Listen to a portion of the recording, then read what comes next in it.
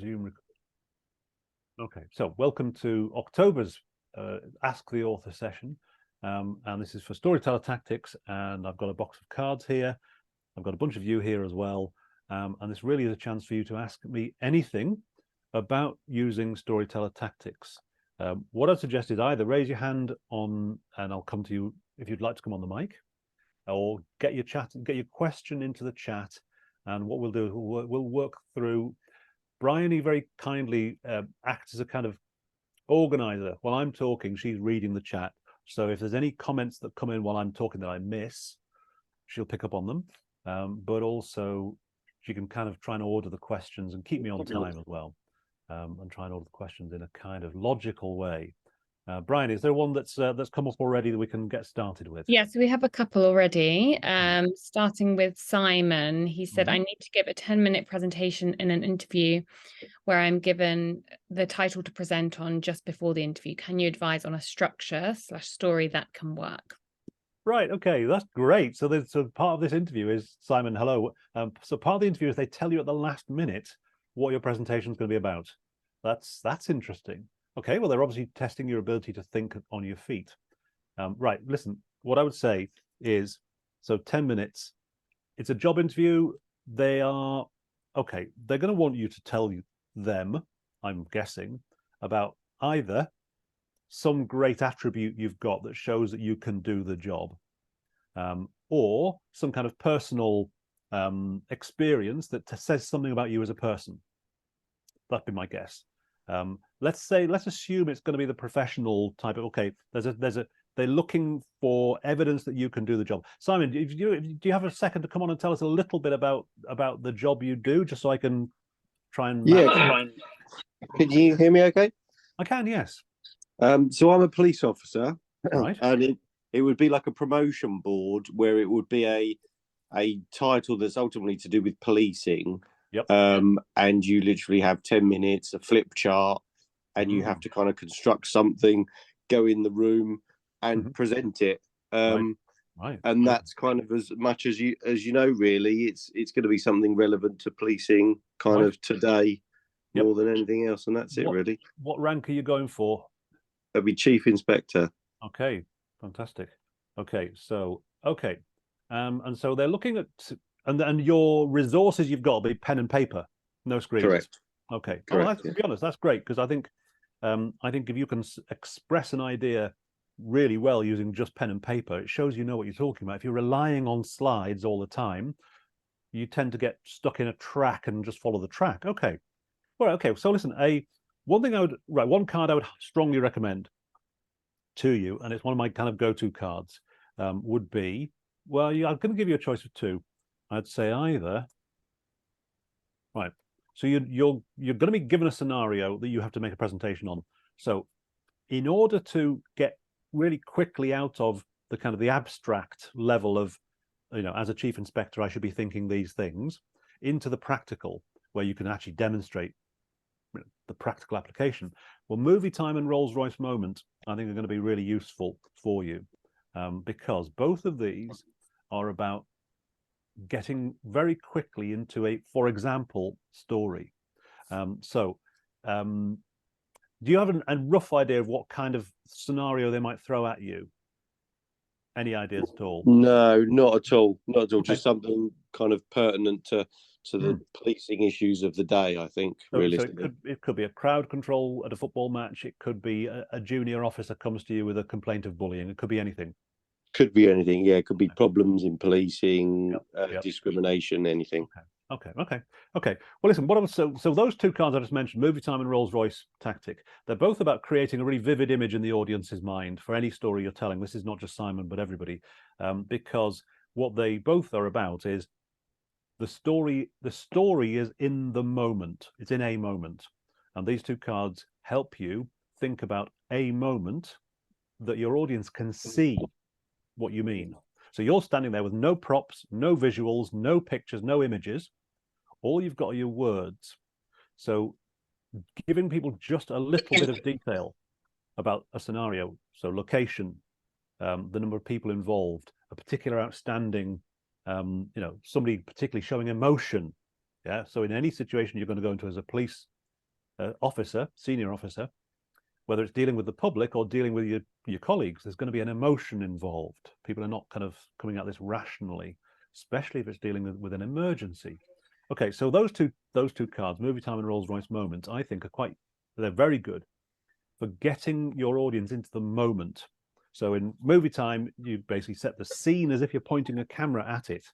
Yeah, you're a movie director, you've got a camera, so you're pointing and saying, okay, we're in this place, these people, this is what's happening. That's the first stage, action. Second stage is this person feels really strongly like this, and maybe that person feels really strongly like that. That's why, yeah, there's conflict. And my reaction to this situation would be to do X, Y, and Z, the good thing that a chief inspector should do. But you're getting to the X, Y, and Z of what a good chief inspector should do after you've given us the thing, the vivid moment we can see.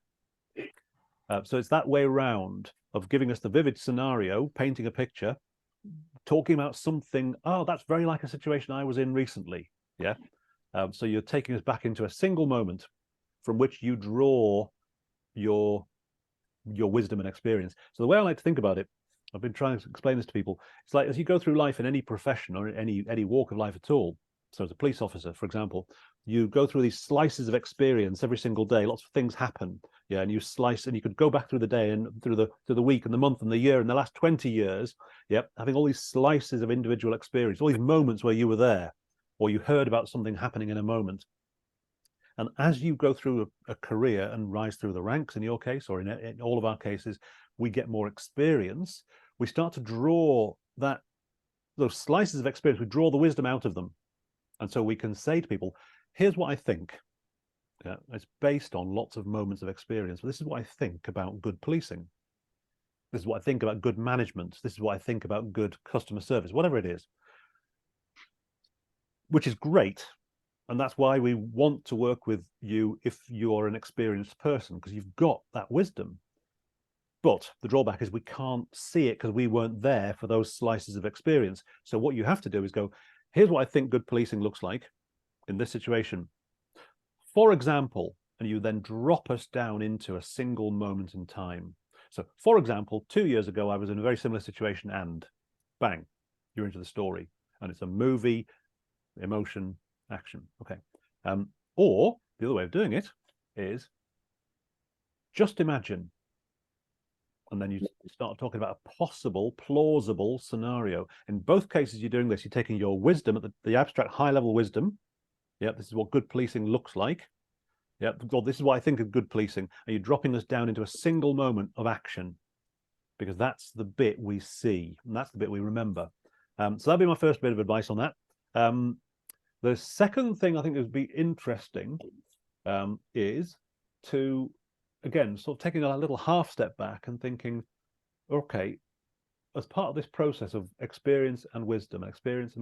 So you're going to go from, this is what I think a good chief inspector should do. That's your wisdom.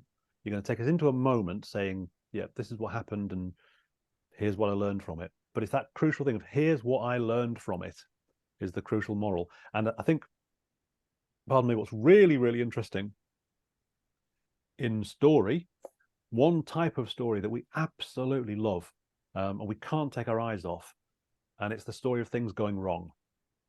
Yeah, it's the story when you thought you knew what you were doing and bam, you suddenly realized you didn't, and you felt, oh my God, that horrible lurch in your stomach feeling. Now, we've all had those moments. In policing, it's probably a lot more serious. I used to work in television, television news, and when we had a bad day in the office and our program fell off air and it was a nightmare, and the presenter was, when we had a bad day in the office, you could come out of the television gallery and say to each other, well, nobody died. Right? We died on air, but nobody died. Obviously, in policing, it's completely different, and air traffic control and medicine and so many other professions. But those moments where you had a lurching feeling of horrible feeling because something's gone wrong, you then have a choice. We all have a choice in that moment when something goes wrong. The choice is cover it up, blame somebody else, pretend it wasn't you, go into denial, or be honest. What did you learn from it? Learn and move on. And that's the difference between tragedy and redemption. So tragedy is you fuck up, you hide it. Redemption is you fuck up, you own up to it, you learn from it. So those are the clearly, don't need me to tell you, that's the story the good chief inspector should be telling. Okay. Hey, good luck, Simon. Tell us. Come on, are you on the Slack channel at all, Simon, for the customers? Or if not, I'm not. No, I'm not. Come back next month. Tell us how you get on. Yes. Yeah, I will do. I will do. Okay. Thank you. Yeah. All right, brilliant. Okay, Bryony, who's up next? Yeah, so just going off that, Scott asked a question about once you paint the picture, do you connect the X, Y, and Z actions to the scenario you just painted? Yeah, I think yes. So it's an interesting question there. So effectively, what you want to be able to say to make it flow is, okay, you could even do it this way around. You could think, well, what are the X, Y, and Z I want to say? These are the lessons I've learned through life. These are my X, Y, and Zs. So what do I want to say? I want to say these 3 points to show how wise I am. But I need a story to lead me into those. So then I'm going to think of a moment where I realized X, Y, and Z were important. One moment. Now, there may have been 1,000 moments where you gradually realized X, Y, and Z were important, but we can't absorb 1,000 moments. We can only absorb one at a time. So it's up to you then to pick the moment that you think realistically convinces other people that you know X, Y, and Z now is true. And that applies to everybody in whatever profession, not just policing, obviously. So yeah, you want your X, Y, and Z to relate back to the story you just told. Okay. Okay. Next. So I saw somebody had a hand raised, but Brian, I'll leave you. Who's up next? Yeah, so that was Matteo. So we have a couple here that are similar. So Matteo, as well as Brandy and Emily, are just kind of wanting to know really where to start. What's a good starting point? Brandy and Emily specifically have a photography workshop they are going to host, and they just want a good kind of starting point with that. Okay. Matteo, what do you need stories for? I don't have. Hi, I'm from Paris. I don't have a specific story to tell right now. It's just I coach people, so I have clients, and sometimes I try to bring something like new things on the table, and I try to use the cards. And I'm gonna be honest, each time I'm lost. I'm like, wonderful tool. Wow, I'm so excited. I'm gonna find something, and I'm like, all right, the beige ones, they're different from the other ones, so maybe that's a starting point. No, okay, so no, but do I want to come into the structure? Okay, the structure card, so the concept card. Get people excited sounds good, but at the same time, I like to find my stories art, and I'm like, okay, I don't know what to do, and I don't do them, and I'm frustrated. Okay, Can I be more honest? Yes, go on, be more honest. No, it's fine. That was it. Okay. Listen, that's great. Of frustration, and I just don't know how to use them. Got it. Okay. Well, thank you for sharing your feedback. Thank you. You're welcome. Brandy and Emily, would you say the same thing, similar thing? Yeah. So actually, I mean, they're brand new to me. I just got these like a week ago. After seeing so much about it, so I'm really excited to use them. But we're trying to find. We're trying to find the right cards essentially to help tell our story at a photography workshop. Like, so I'm looking at like, trust me, I'm an expert, but I'm also like, maybe this isn't the right card. And also just generally kind of wanting advice. Well, listen, what I would say you're both in a situation where you're selling something, and same here. Okay, good. So you're in a situation where you're trying to sell something. You're trying to sell a workshop. You're trying to sell your skills as coach, in Matthew's case. Be interesting to think. Well, okay. I'm going to post in a moment, or Brian, if you wouldn't mind posting a link to the Get Started blog. So we've had this question many times from people who think, okay, I thought it was going to be a really ABC hand-holding process where you start at one and end at, but it isn't like that, and it isn't like that. It's more like a tarot card. It's more like a deck of tarot cards. Where you kind of, you respond to cards in different ways, and it's very hard for me to know how each customer is going to respond. So I've laid out a deck of cards. That's why it's a deck of cards, not a book, so you can move it around. But I get it. That can also be quite frustrating. and overwhelming. So I completely understand. What, So Beth? so two things that we've tried to do here. Tried to do some work. The first is two things we've tried. I think, Simon, you got your mic on still. Two things we tried to do. The first is we did try to give some structure around what we call the recipe cards. And I'll go through one of those in a second. And then I realized they're not really recipes. They're more like a buffet. So in a recipe, you put 5 ingredients together, you stick it in the oven, and you get a cake. And it's always the same cake. Right. Well, with these recipe cards, it's more like a buffet where you take bits of what you want. So I'll come to a recipe in a second. The other thing we've done a lot of is talked to customers and got actual examples of how people use the cards. Now, obviously, those actual examples will never fit on a card. It's impossible. There's not enough word space. So what we've created instead is a blog space, which Brian has just sent a link in the chat, where we have case studies, we have examples, we have walkthroughs, we have conversations between me and customers where I help them put a presentation together. So we've got an awful lot of that kind of thing.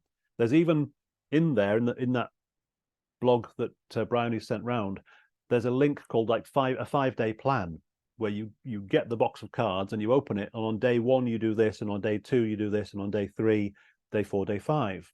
That's just gone in the chat right now. So I would say do have a look through there. We are constantly updating that stuff and rethinking it. We're constantly thinking about how do we help customers to do exactly what you want to do. Okay, so now what I'm going to suggest is you try one of the recipes and use this as your kind of 5-day challenge. And it's the ones called Stories That Sell. And like I say, it is a recipe. It's also a kind of buffet. This one actually is the most recipe-like one of the set, but it's still kind of like a buffet because it's got 5 cards on the back. You might not need all 5 to get the story that you want. You might actually stop at number 2, right? Or you might go on to 3 and then 4 and then 5. So it's like I say, it's a little bit of a buffet rather than a recipe. But I'm going to walk you through them, and I hope this is useful for you as well in terms of somewhere to get started. So on the back of the card, the first tactic it suggests to look at is audience profile. So this is just reminding yourself, I suppose, you know your audience really well, reminding yourself of who it is you're reaching, who you're trying to reach. Okay, so in your case, Brandy and Emily, you're trying to reach people who are amateur photographers who want to go up a level and become a bit better because they love it, but they're a bit maybe they've bought a really nice camera and they don't know how to use 9 out of 10 things. They don't know how to okay. So you're going to try and take them up a step by step. So you're thinking, okay, well, that's what my audience wants. The audience profile card asks you to do a whole bunch of profiling things about thinking about, okay, who are they and what problem am I helping them with? What are their hopes for working with me? What are their fears for working with me? Okay, so you're getting a feel for your audience by using that card. And I would strongly recommend that really for any story, not just a sales story, but for Simon doing his presentation to the promotion board. What are they looking for is really foremost in his mind. Somebody once said, I can't remember who said it, telling a story without thinking about your audience is like starting a love letter, dear sir, madam. Not going to work. Okay, so audience profile, very useful. Thinking before you even start writing. Thinking. Okay, the next card on the recipe is called Simple Sales Stories. And it's one of the green cards because it's very, very functional. Okay, and Simple Sales Stories basically goes, right, we are simple creatures. We're very social creatures. We're very, very influenced by what other people do. We're constantly looking at other people, right, to see what they're doing. And so the simplest of the simple sales stories is someone like you buys my services. That's it. Because I'm then going, oh, someone like me. Oh, that's good. How like me? Very like me. Brilliant. So this starts to point you towards the type of stories you need to tell. So in Mattheo's case, you need to tell a story about a client, a coaching client who you've successfully helped.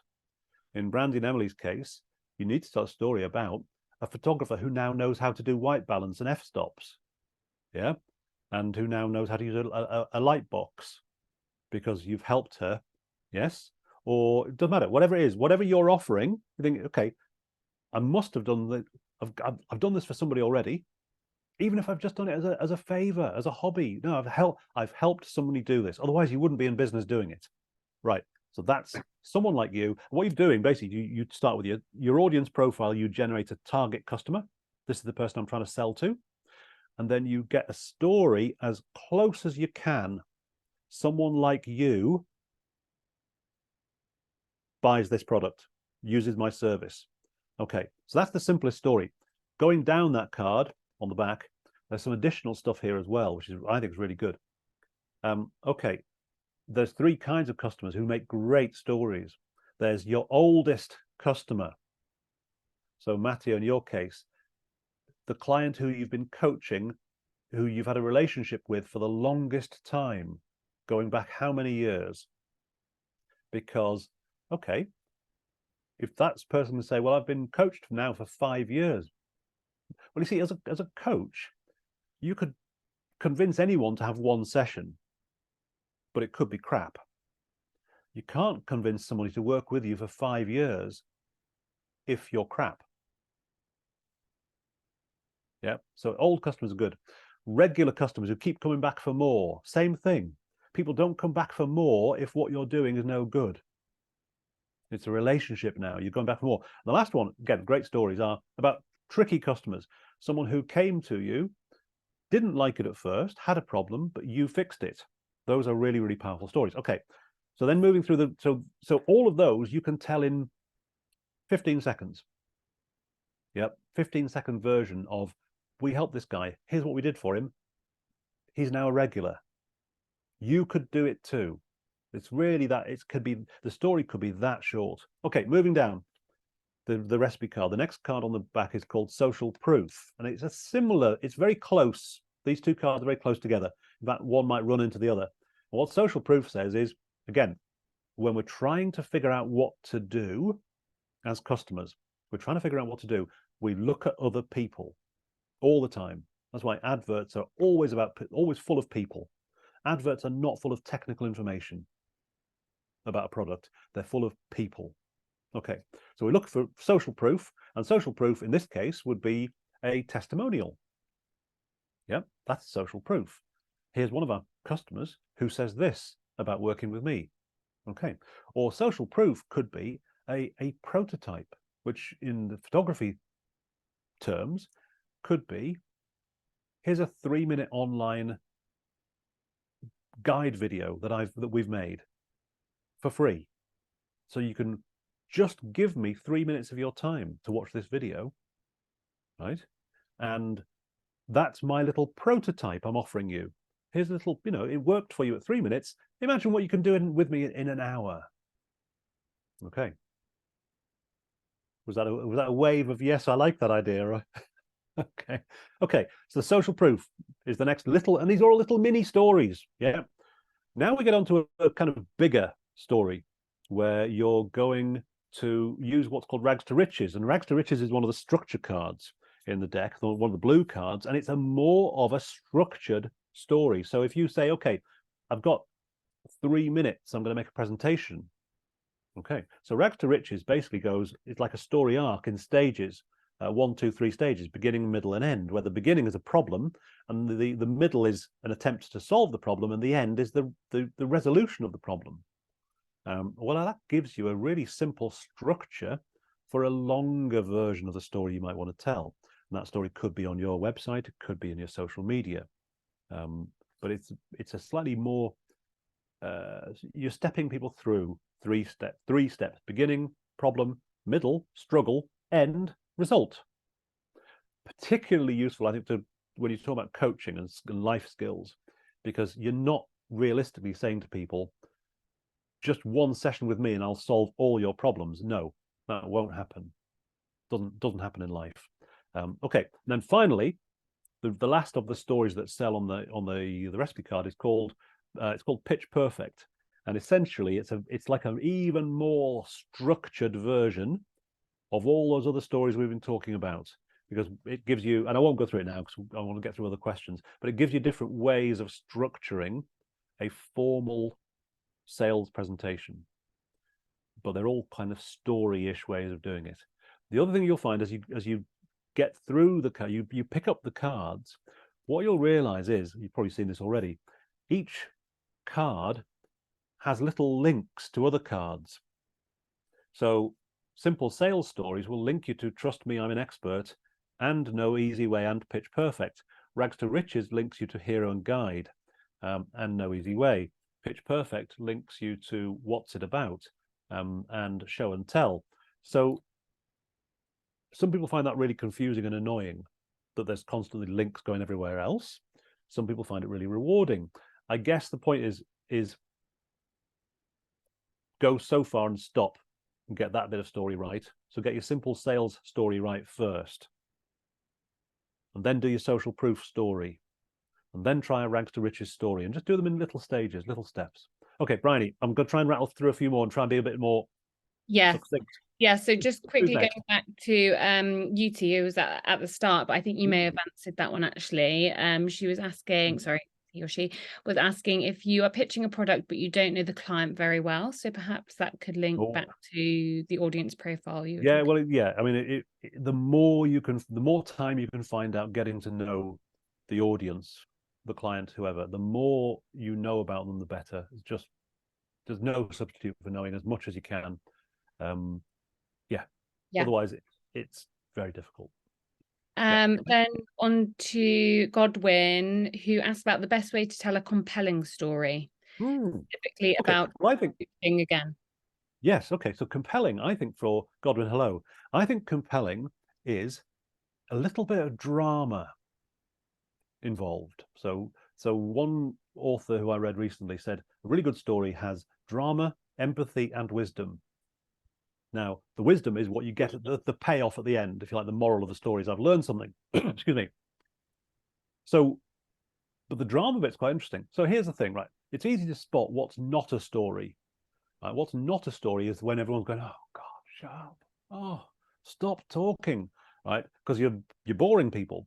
So what's not a story is, you know, I woke up this morning and went to brush my teeth and then came to work. Well, that's not a story, because nothing dramatic happened, no surprises, no twists, no turns, and therefore I wouldn't tell you that. It's not a story. But I woke up this morning, went to brush my teeth, and 3 of them fell out, and I discovered a little microchip inside one of my teeth the CIA had put there.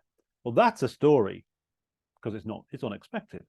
Okay, so the twists and turns are what makes a story a story. Because if you're just giving people information that flatlines, that just stays the same, and there's nothing, I'm not learning anything new, there's no surprise. So to get you compelling, right, almost all of the blue cards, the structure cards, pretty much all of them are designed to give you a twist or a turn. So there are okay, structure cards. Rags to Riches goes from bad to good. No Easy Way goes from bad to bad again, and back to good again. A real roller coaster.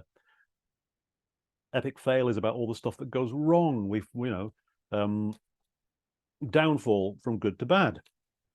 Pride and Fall from bad to good and back to bad again. So you get the idea. So these are all the structure cards, and 5 Ts as well. The structure cards are all about shaking up people's expectations. You're not giving them a flat line story where nothing really changes. Great line from the guys who wrote South Park. I can't remember their names now.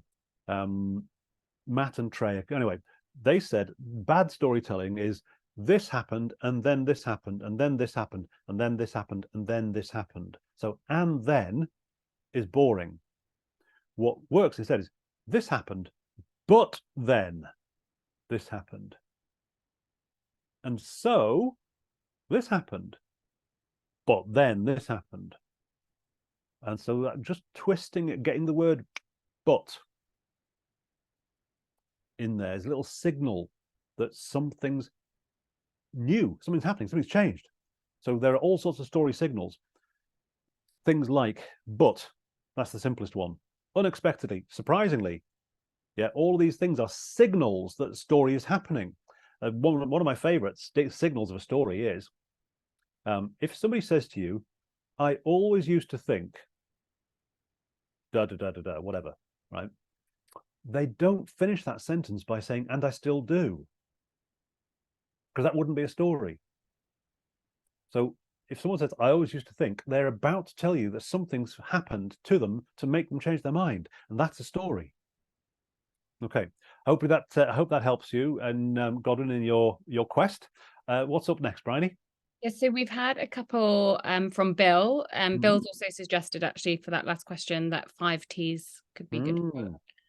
Yes, 5 T's is all about thinking, okay, I've got a timeline beginning to end. How can I mess with it? Yeah, how can I make it a more unexpected journey? So that's 5 T's. Bill, what was Bill's question? So Bill had, what's a good way to build a story bank with index cards? He has also said the innovation curve has me a little confused. The transition points are important and hard to plan.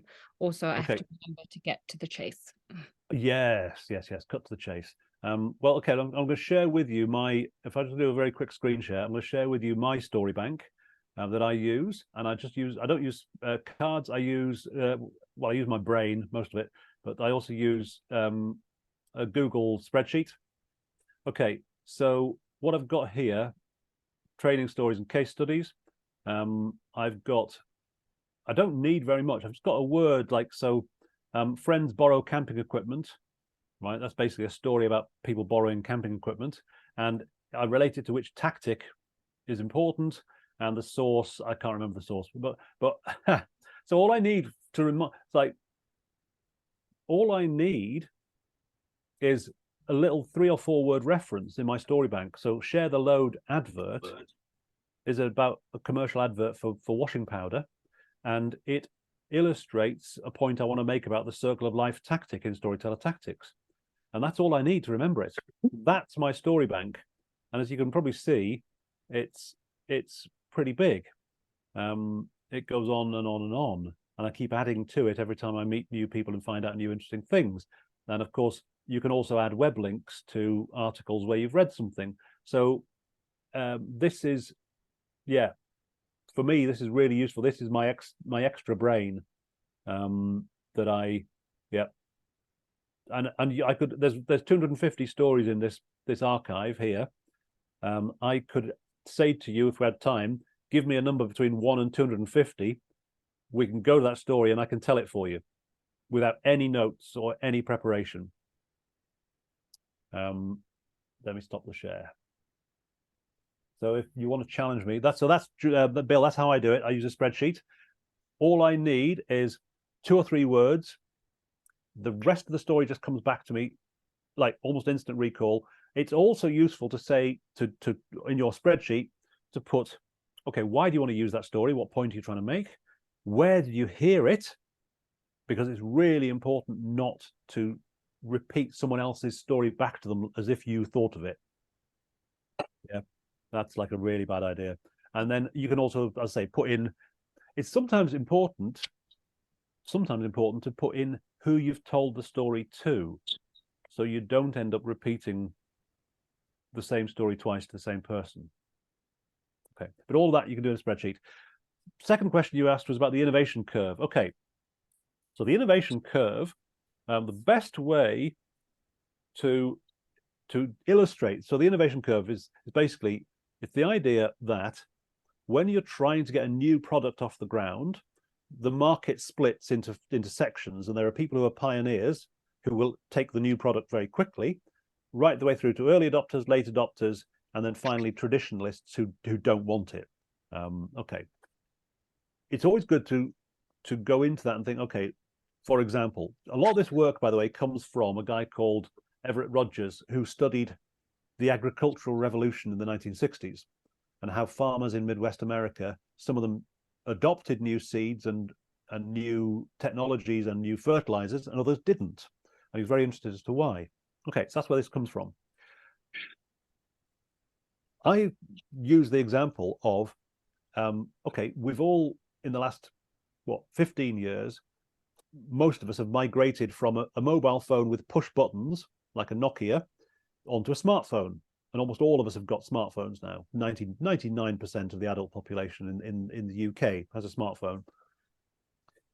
Okay. Do you remember the first person who you saw with an iPhone? Right. First person to buy an iPhone in your social circle was a pioneer. And they took a bit of a risk because they could have bought a flop. Okay, but they were technologically minded enough that they wanted they wanted it because it was new. And that was enough. The drawback for them is they're also the kind of people who bought 3D TVs. And any of you actually admit it, if you did buy a 3D TV, we'll all have a good laugh at you, right? Because 3D TV was a complete waste of time. Okay, those Apple goggles, yeah, what are they called? Vision Pro.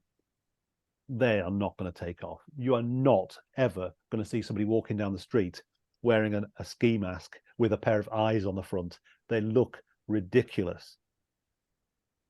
I can see Brandy and Emily laughing. They've both got a pair in the background somewhere. It's not going to happen. So there are pioneers who make mistakes and pioneers who are first. Okay. Then you go along the spectrum, and somewhere I was like an early adopter where I got an iPhone after maybe 2 or 3 years. And then you get to the end, you've got people like my mum who just didn't want one, just didn't want to. She just liked the push button Nokia. And the only thing, and what you realize is along that curve, there are different stories that work for different audiences. So the pioneers, all you need to do is tell them this is new and exciting, and they're in. Okay. The middle ones, you kind of go, look, this is new, but it's been tried and tested. It works. You can buy it off the shelf. It's fine. Don't worry. By the time you get to the end, you have to be saying to people, everyone's doing it. You're missing out. And so my mum only got a smartphone when the rest of the family started using WhatsApp to chat. And she was being left out of the chat, so she had to get a smartphone. Okay, so that's how you use the innovation curve to think about your audience and think, right, I'm selling something new. Who am I selling to? Am I selling to pioneers, somebody in the middle, or the traditionalists? And you adjust, you adapt your story depending on where you are, if that makes sense. Okay, Bryony, who's up next? Yes, so we have Lena, who wants to inspire nurses to use a new hospital in a different way, but she's not a nurse herself or a confident storyteller. Okay, Lena, hello. Okay, I can see why being a nurse when you're talking to nurses is really, really important, because you've got that street cred, that front what they call frontline credibility. Lena, do you mind telling us what is your background as so you're not a nurse? What are you? Yeah, hold on.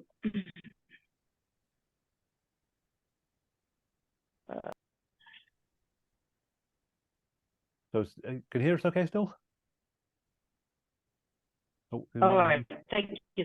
Somebody unmute me because I can't. I'm a geneticist by pure background, but I'm what they call a transition program manager or change manager. But I mean, I've not really had any formal or massive amount of formal training in any of that. It's just project management is getting things done and working out what it takes to get them done. Right. So the job is amazing. I love my job. We've built an amazing critical care center. It's beautiful. It's full of color and light and whatever. But because I'm not clinical, it's very quick when you say, guy, please sort of, I know, please recycle, or you say, it's not as much about the recycling, whatever, and I can get that done, but it's about some more example is, please don't abandon the equipment in the corridor. Please just take it to the room where it needs to be stored, because the corridors have got beautiful wallpaper and coverings on them, and the idea is that they're not meant to look clinical for patients, because when patients look out of the door, they don't want to see a machine that looks like a robot because that gives them hallucinations. So please can you just take it to the equipment room. Got it. Okay. And then it becomes like, well, we're too busy, or that's not how we work, or the nurse can't do that, or and it quite quickly becomes evident that my clinical director, who's a brilliant storyteller as well as a brilliant clinician and everything else, does the doing, because then he's able to say, oh, I've seen this patient in follow-up clinic and they've told me this and this, and do you see what I mean? Yeah, no, I do. Okay, well, listen, there's three. I'm going to say there's three possible stories that you could look at here, that might help you. Okay, we'll do the first one, and these are, to be able to tell these stories, you're going to have to actually have some conversations before you can tell the story. So you can tell a story from the point of view of a nurse, for example, one of the medical team, right? And in order to do that, you need to talk to them and say, okay, what's your experience? What do you do when you do this? How do you do it? So you're telling a story. You can also tell a story from a patient's point of view, and say, okay, so imagine. But when you do these two types of story, where you're using somebody else's experience rather than your own, and in order to do that, well, first of all, as I say, it really helps if you can have real conversations with real nurses and with real patients. That's going to help. But we're very good at empathetically jumping into somebody else's story as an audience. So if you say to an audience of, I don't know, nurses and porters, for example, and you say to them, imagine you've brought your child into the hospital and you're staying overnight, and you're really worried. So and actually you can do that. You can move us empathetically into another person's perspective just by doing the same thing as I said to Simon about using movie time, to talk about a moment in time where something happens and somebody feels a certain way. Okay, so that's the first thing. You can try and say, look, imagine you're a parent and this is your experience in hospital. Okay. Second thing you can try and do is, again, speak from the point of view of nursing, or a member of the staff, member of the team. And effectively what you're going to do is tell a story about someone who's doing the right thing. But again, bring it down to a single example, or someone who does the wrong thing. And, but either way, you're giving a single example of what happens if we do the right thing, what happens if we do the wrong thing. Okay, last type of story I think is worth considering. And, so you're not, if I get the right sense, you're slightly hesitant because you don't have clinical experience. Okay, but you are a project manager, and project management is about getting difficult things done. So the last kind of story that you can think about telling is, again, asking people to kind of go with you and take a step outside of their normal experience. Think, okay, and so you take it head on. I'm not medically trained. Don't pretend you are. You're not pretending you are. So I don't have medical training, but I've been working on all the project, and I know how hard it is to change things and how hard it is to get things done.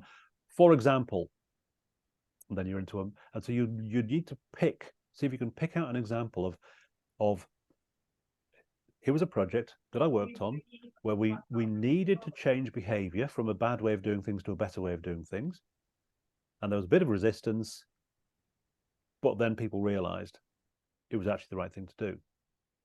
And the if you like, the moral of the story you're looking for there is, I know it's hard, but I am actually determined to get the right thing done.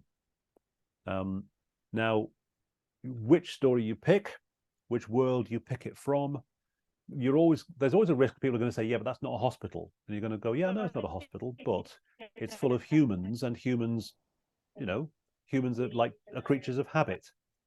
But what I'm saying the reason I'm telling you this is, I know how hard it is to change habits, and I also know why it really matters.